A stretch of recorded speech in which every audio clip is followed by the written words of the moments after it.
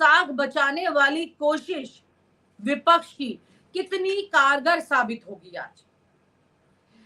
BJP थोड़ी as per है विपक्ष से, ये बात सही है, लेकिन वो इतने बड़े बहुमत के साथ आगे बढ़े जैसा कि टीवी चैनल ने क्लेम किया, इस पर बड़ा सवालिया निशान लगा हुआ है। यहाँ पर इंडिया गठबंधन के तमाम नेता जिन्होंने लगातार चुनाव में दुनिया भर की भीड़ देखी, देखिए इंडिया गठबंधन की यहाँ पर 83 सीटें अब बढ़ गई हैं, एकदम से यहाँ पर ये उछाल आ रहा है। डिंपल यादव मैनपुरी से आगे चल रही हैं। डिंपल यादव ने, आप जानते हैं किस तरह से बाई इलेक्शन में रिकॉर्ड तोड़ जीत दर्ज की थी। डिंपल यादव एक ऐसी सीट से चुनाव लड़ रही हैं जो कि सपा के प्रमुख रहे मुलायम सिंह यादव, उनकी सीट है, उनके ससुर की सीट है, और वहां पर लगातार डिंपल यादव से ज्यादा वहां पर मुलायम की बहू चुनाव लड़ रही हैं। ये एक इमोशन सीधे सीधे फ्लोट कर रहा है लोगों के बीच में।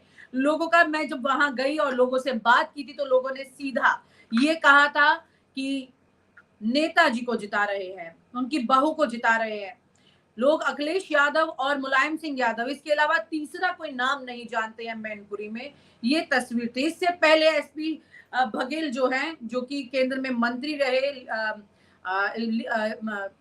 केंद्र में मंत्री रहे, एमओएस थे लीगल में अगर बात की जाए तो उनको भी पहले खड़ा किया गया था मैनपुरी से डिंपल यादव के सामने, और उनकी हार हुई थी, काफी विवाद हुआ था, पत्थरबाजी की भी तस्वीरें उस वक्त सामने आई थी। इस बार भी मैनपुरी के चुनाव में, चुनाव के दिन वहां पर काफी विवाद की तस्वीर सामने आई थी। चुनाव को किसी तरह से अफेक्ट करने की कोशिश की गई थी। क्या ये कोशिश वो कर सकता है जिसका वहां पे अच्छा रसूख है, जिसकी अच्छी बढ़त है, या फिर वो करेगा जिसको अपनी जमीन वहां किसी तरह से बनानी है? ये सवाल मैं आप पर छोड़ती हूँ, और इसके रिएक्शन आप हमारे साथ कमेंट में शेयर कर सकते हैं। जितना कमेंट आज आप करेंगे, हमारे साथ में चर्चा करेंगे, ये बहुत ज्यादा जरूरी है देश के लोकतंत्र के लिए, ताकि सवाल हो, जवाब हो, और आपसी चर्चा से ये तस्वीर साफ हो कि देश में लोकतंत्र के असल मायने क्या हैं। यहाँ पर 140 सीटें एनडीए की अभी दिखाई दे रही हैं, जो रुझान आए हैं। 200 सीटों का आंकड़ा पार हो गया है रुझानों में, 200 सीटों का आंकड़ा। देखिए, जब 300 सीटों का आंकड़ा पार हो जाएगा, काफी हद तक और तस्वीर साफ हो जाएगी। कुछ देर के अंदर बहुत तेजी से अभी आंकड़े पार हो रहे हैं। यहाँ पे 158 सीटें एनडीए की, और इंडिया की 91 सीटें यहाँ पर दिखाई दे रही हैं।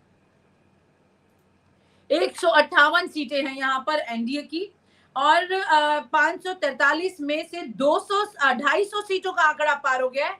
250 में से यहाँ पर हम बात करें तो 158 एनडीए की और इंडिया की 91 सीटें, यानी कि अभी देखिए, मैंने एक ट्वीट किया था कुछ दिन पहले और उसमें कहा था कि गठबंधन की 150 सीटें और 250 एनडीए की, लेकिन जो 150 सीटें हैं बाकी बची हुई, वो सीटें हैं जहां पर टाइट फाइट है। अगर गठबंधन के साथ में वो 150 सीटों का आंकड़ा बढ़ जाता है तो आप ये मानकर चलिए कि गठबंधन यहाँ पर एनडीए को मात दे देगा। अगर इसी कड़ी नजर के साथ में चुनाव के परिणाम सामने आए, और क्या वाकई में आज रात को कड़ी नजर रखी गई और इसका कंट्रोल बढ़ता चला गया, ये भी देखना होगा, आप समझिए। क्योंकि आधी रात में कई जगह पर प्रशासन ने विपक्ष के नेताओं को नजरबंद किया, उन्हें धरपकड़ किया। ऐसे में वो कितना असर चुनाव के परिणामों पर डाल रहा है प्रशासन, आप इस बात को समझिए। अमित शाह पर आरोप लगाया जयराम रमेश ने कि 150 डीएम से उन्होंने बात की है। 150 डीएम की बात यहां हुई। चुनाव आयोग पर सवाल उठे हुए हैं पहले से। आप ये मानकर चलिए कि इतना विवाद कभी भी देखने को नहीं मिला है चुनाव के दौरान। चुनाव के नतीजों पर पूरी तरह से एक बड़ा सवाल या निशान है। विश्वास नहीं है लोगों को कि चुनाव के नतीजे जो सामने निकल कर आएंगे, क्या वो वाकई में सही होंगे। 250 सीटों का आंकड़ा पार हो चुका है, रुझान 250 सीटों पर आ चुके हैं। अभी रुझान है, अभी परिणाम आने बाकी हैं, आप समझिए। मैनपुर से डिंपल यादव आगे चल रही हैं।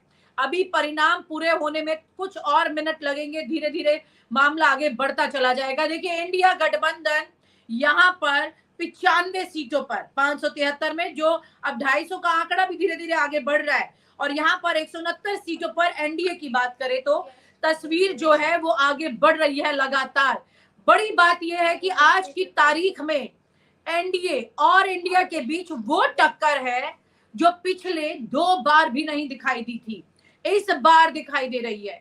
इस बार इंडिया गठबंधन ने ये ठाना हुआ है कि वो हार नहीं मानने वाले हैं और उन्हें विश्वास है कि जो रैली में लोग आ रहे हैं, देखिए नेता को पहले से पता होता है कि उसकी रैली में जो लोग आ रहे हैं वो कितने उनका साथ देने वाले हैं और कितनी भीड़ वो पैसों से ला रहे हैं। खबर ये है कि इस बार गठबंधन की रैली में नेताओं ने भीड़ पैसों से नहीं इकट्ठा की है, उनकी भीड़ थी जो वो खुद ब खुद आई है।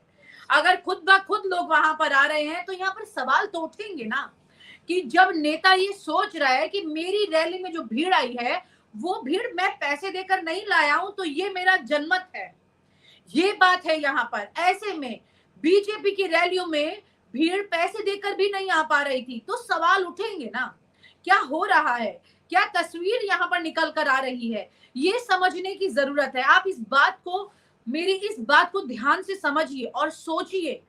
ये सिर्फ महज एक आवाज नहीं है, ये एक सवाल है, एक ऐसा सवाल है जो आपको सोचने पर मजबूर कर दे कि अगर भीड़ पैसों से नहीं आ रही है, खुद आ रही है, इतनी गर्मी में क्या आप उठकर जाएंगे बिना किसी लगाव के, किसी को जिताने के?